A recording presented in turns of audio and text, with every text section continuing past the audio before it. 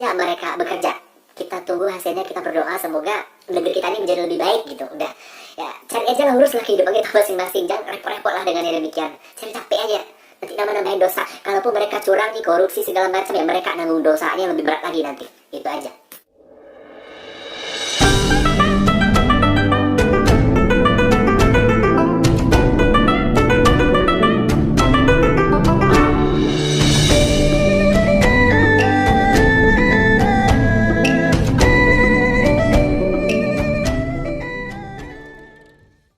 Assalamualaikum warahmatullahi wabarakatuh. Selamat datang di channel News from Samza.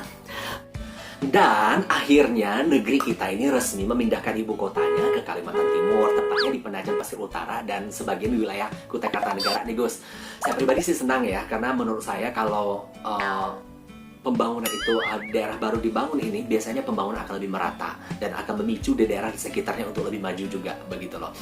Ya memang sih ada pro ada yang kontra, tapi ya udahlah, biarkanlah mereka yang bertugas, kan mereka pemimpin kita, mereka yang sudah kita pilih, mereka kita percaya, ya sudah percaya kalah sama mereka.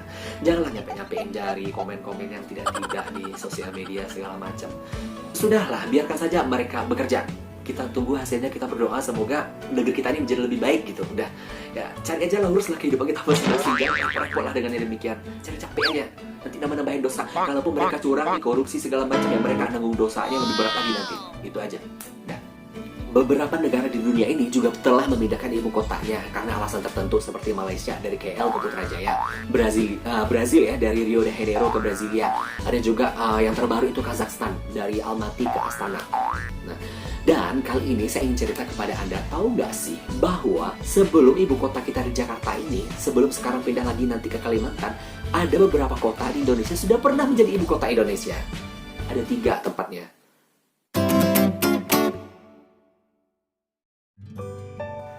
Oke Gus, mari kita sedikit mengenal kota Yogyakarta.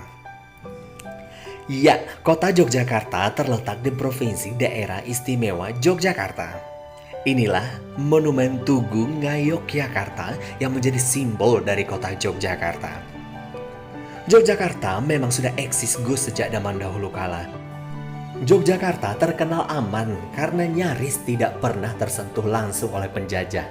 Ditambah lagi dengan bentang alamnya yang dikelilingi gunung dan laut. Kota ini syarat dengan peninggalan sejarah, kental akan budaya dan dikenal sebagai kota pelajar. Pada saat ini, Yogyakarta juga melejit sebagai salah satu tujuan wisata populer di Indonesia. Ditambah lagi dengan angkuhnya pesona Gunung Merapi dan keindahan Candi Prambanan di sekitar Jogja. Di saat kondisi Republik Indonesia genting, Yogyakarta pernah menjadi penyelamat dengan menawarkan diri menjadi ibu kota dari Republik Indonesia. Bagaimana kisahnya? Mari kita simak penjelasan dari Bang Samza.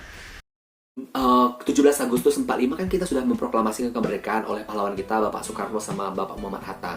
Nah, si Belanda ini tidak menerima. Akhirnya mereka berusaha lagi menyerang Indonesia. Nah, itulah yang disebut dengan agresi militer Belanda 1.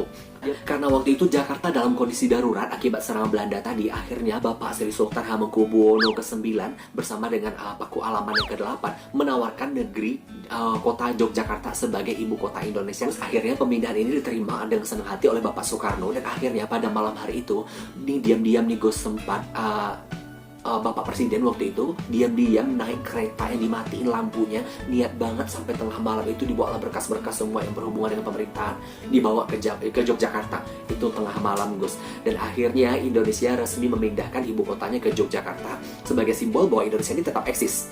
Ya, karena kalau zaman dahulu, karena ini Gus, ibu kota suatu negara itu adalah simbol eksistensinya. Kalau ibu kota sudah berhasil ditaklukkan, itu tandanya negara itu udah jatuh lagi ke tangan Belanda. Oleh karena itu, dipindahkanlah ibu kota ke Yogyakarta. Waktu itu Gus, Kesultanan Yogyakarta juga sangat membantu sekali, telah berkorban kepada Indonesia waktu itu lebih kurang 6 juta gulden biaya yang dikeluarkan untuk mengcover semua biaya operasional pemindahan ibu kota dan selama operasional di Jogja. Karena waktu itu juga keuangan Indonesia sedang krisis dan nyaris Indonesia tidak punya kas.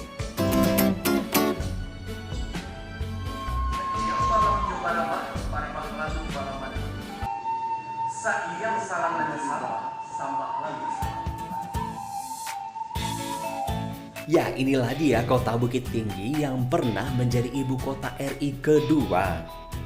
Bukit Tinggi adalah kota terbesar kedua di Sumatera Barat setelah kota Padang, Gus. Memiliki luas hanya 25 km persegi. Bukit Tinggi adalah kota berhawa sejuk dan indah. Bukit Tinggi pernah menjadi ibu kota dari Provinsi Sumatera, yakni Provinsi Indonesia pada zaman dahulu sebelum menjadi sebanyak sekarang. Pada zaman Belanda, nama Bukit Tinggi adalah Fort de Kock dan dijuluki sebagai Paris van Sumatera. Banyak terdapat peninggalan Belanda di sini, Gus, seperti benteng Fort de Kock dan jam gadang. Bukit Tinggi juga merupakan tempat kelahiran wakil presiden pertama RI, yakni Bung Hatta. Nah, kota berikutnya, Gus, adalah kota Bukit Tinggi. Nah, ini kebetulan daerah tempat saya sendiri. Nah, kota Bukit Tinggi ini sempat juga menjadi ibu kota dari NKRI waktu itu, lebih kurang hanya 7 bulan, Gus. Nah, kalau sebelumnya Jakarta diserang oleh agresi militer Belanda yang pertama, nah serangan agresi militer Belanda yang kedua itu Yogyakarta lah yang diserang lagi. Nah, jadi nih, Gus, di saat detik-detik Jogja mau jatuh ke tangan Belanda, Gus, syukurnya Bapak Presiden Soekarno beserta dengan Bapak Muhammad Hatta sempat meeting sebentar. Dan keputusannya mereka menunjuk Syafruddin Prawira Negara yang kebetulan lagi berada di Bukit Tinggi. Bapak Syafruddin ini waktu itu adalah Menteri Kemakmuran RI untuk mendirikan PDRI, Pemerintahan Darurat Republik Indonesia. Akhirnya Bukit Tinggi bertahan selama 7 bulan sebagai ibu kota Indonesia. Ya, Biren merupakan sebuah kabupaten di Provinsi Daerah Istimewa Aceh dengan ibu kotanya di Biren. Luas kabupaten ini sekitar 1.900 km persegi dan terbagi menjadi 17 kecamatan dengan penduduk lebih dari 420.000 jiwa, Gus. Kota Biren terkenal dengan julukan sebagai kota juang. Julukan ini disematkan karena Biren pernah menjadi ibu kota RI ketiga semasa agresi militer Belanda kedua. Sebelumnya saya nyatakan, Gus, ini keakuratannya juga masih diperdebatkan, tapi berdasarkan ada sumber-sumber bahwa Biren di Aceh ini sempat juga menjadi ibu kota Indonesia, tapi hanya seminggu, Gus. Pada saat itu Presiden Soekarno juga terdesak karena Yogyakarta juga diserang oleh Belanda. Akhirnya Soekarno terbang ke Biren, ke Aceh menggunakan pesawat Dakota dan mendaratlah di lapangan terbang Cok Gapu namanya. Di sana disambut oleh Bapak Gubernur Aceh pada waktu itu.